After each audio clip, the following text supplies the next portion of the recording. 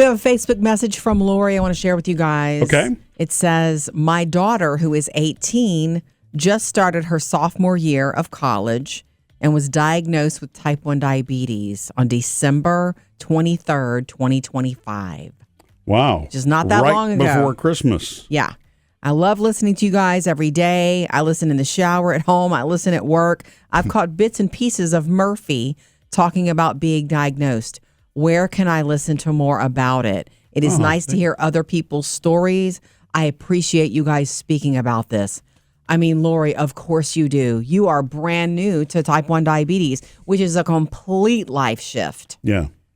There are a couple of recent podcasts after the show podcast where we talked about, But also a morning pick-me-up. The morning pick-me-up from last week, which is also, you can catch that on one of our, podcasts when you go check out the Murphy, Sam, and Jodi podcast from last week. I say let's do one today. Today's after the show podcast. Can we do that?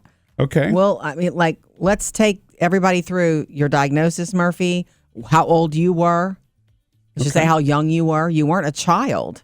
And so you had to retrain your whole life. The whole late bloomer thing is becoming, more common. Yeah. And it is probably one of the most misunderstood conditions because it has nothing to do with you didn't eat too much sugar, you didn't do anything wrong, but your life has to change or you won't survive it. Yeah. And Lori, I totally understand, what you're talking about there, and your daughter will understand the same thing too, because there are so few type 1 diabetics. It seems like there are more, but it's still only about 6% of the diabetic population.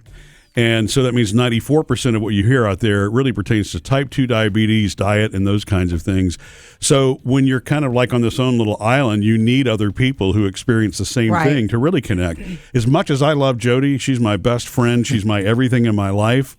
There's something, that Jeremy, our coworker, and I can connect on in a deeper level than Jodi. Again, because it's very real. You experience it, and the only other person who actually understands it is the person who's going through it also. It's funny because whenever you've run into other type 1s, you go, hey, me too. It's a bonding. Let's compare pumps. Yeah, exactly. It's an immediate, but it's therapeutic. I mean, it really is helpful because you don't feel like you're fighting all of those things alone. Right. So we'd be glad to do another podcast on that, that your daughter can listen to, and anybody else who's, type 1 who kind of needs the encouragement. We're happy to do that. You're in a relationship with somebody who has type 1 diabetes. Yes, what you need to know. So we'll do that today in the After the Show podcast.